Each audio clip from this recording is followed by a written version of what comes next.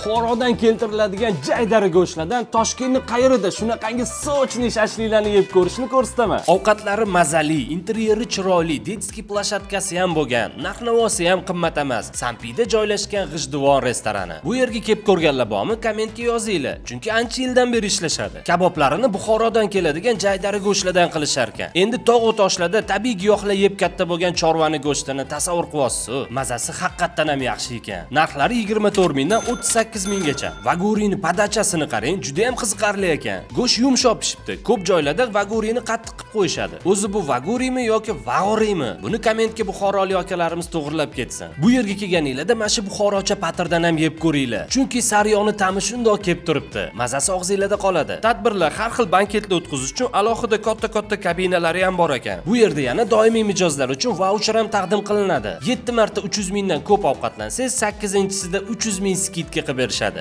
Ertalab 10 dan kechki 11 gacha ishlashadi. Dastavka xizmati ham bor. Adres Sampidan Toshturmaga qarab yurishingizda o'ng qo'lda joylashgan.